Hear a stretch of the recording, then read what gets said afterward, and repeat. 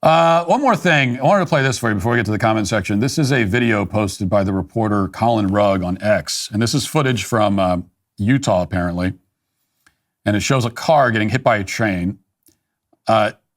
Nobody's in the car. So, you don't have to worry about that. I'm not going to show you a video where someone gets hit by a car, but hit by a train. The car gets hit. No one's in the car. The driver bails before the train hits the car. So nobody's hurt. But I want you to see how this transpired. How does a car get hit by a train? And how does the driver have time to bail out of the car, but doesn't have time to move the car off of the tracks? Did the car break down or something?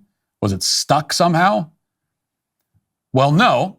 So let's take a look, and I'll narrate this for the benefit of the audio podcast listeners because there's no audio to it. But let's take a look here. Okay, so the train's coming. The arm goes down.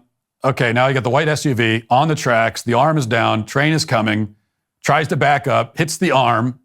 Okay, what are you going to do now? Well, you could pull forward. Just go forward. Just keep driving. Just drive. You're fine. Or you can even just make a U-turn. You can make a U-turn right here, and you got all this time. Look at this. Train still's not there. All this time. And then this person just hops out of the car, leaves it on the track, and it gets hit by the train. Nobody was hurt. $100,000 of damage, though. And so there you go. Okay, now, so this person totally panicked. This was the most avoidable train collision in history. In the entire history of locomotion, this was the most avoidable accident ever, was this. And here's my point when I look at this. And I'm not just making fun of this guy, or let's be honest, probably not a guy. This has woman written all over it. No offense, ladies, I don't mean, but come on. There's just no way that was a man. I refuse to believe it. And if that was a man, then his man card is permanently revoked. Lifetime suspension. You are in this life and the next. You're never getting it back if that was a man. But whatever the sex of the driver, here's the point. When I'm out on the roads, I see this level of bad driving every day. Like every day. Now, I've never seen this exact thing happen. I've never seen a car get hit by a train. But this level of stupidity, this quality of driving, I see every day, all over the place. We all do. Bad driving is an epidemic.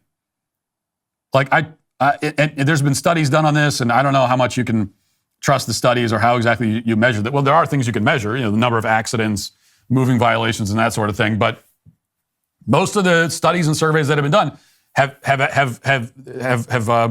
showed this as well, that driving, the quality of driving in this country is getting worse. It's not just your imagination. And I think we have reached crisis levels of bad driving. We really have.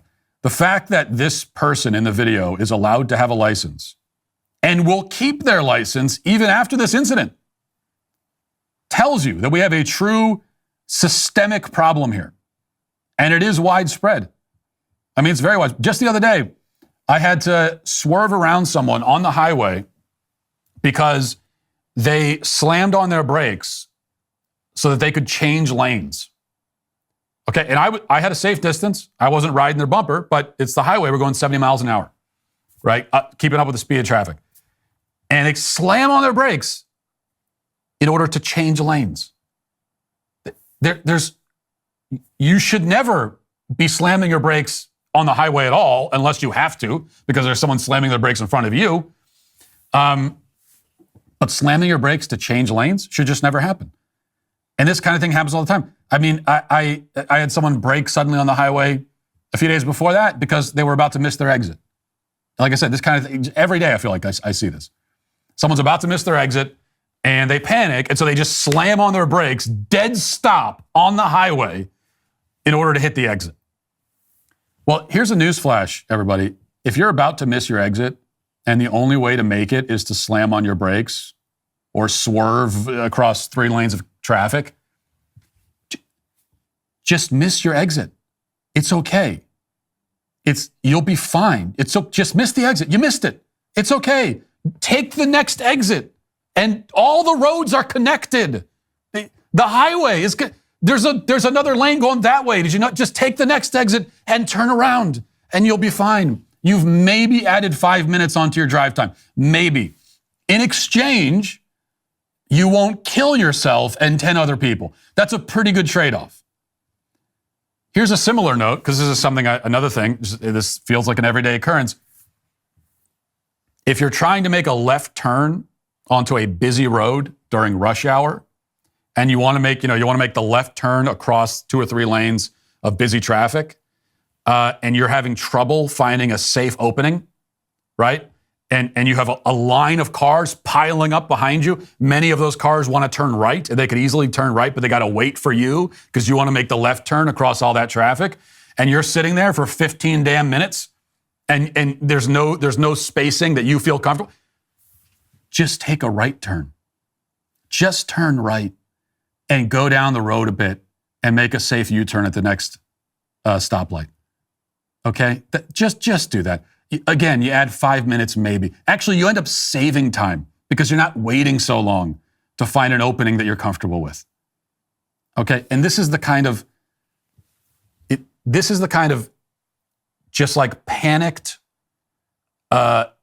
unsure, lacking confidence, irrational decision-making that I see people demonstrating on the roads every single day.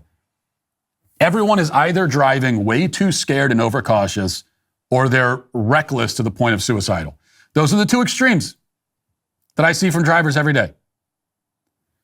Except me. There's 10 or 11 good drivers left on the road. I'm one of them. And if you're listening to this, you might think that you're one. Maybe you are. But then that leaves like 9 more. And that's it. We're the only ones.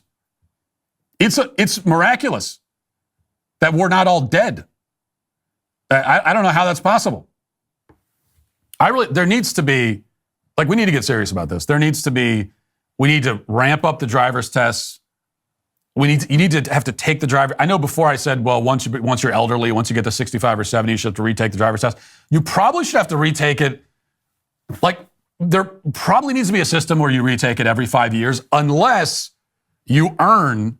So for me, I have not been in an accident or had any kind of moving violation for 15 years.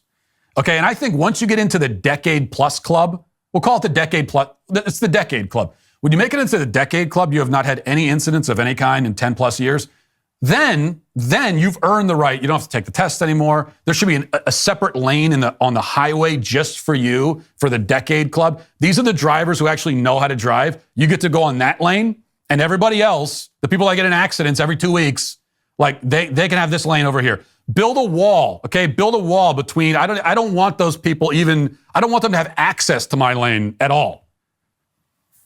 And everybody else, until you get into the Decade Plus Club, until you can go 10 years without an accident or a moving violation, you have to take the driver's test at least every 5 years, probably every 2 years. Maybe every year is what we should do. And then just start taking driver's license away.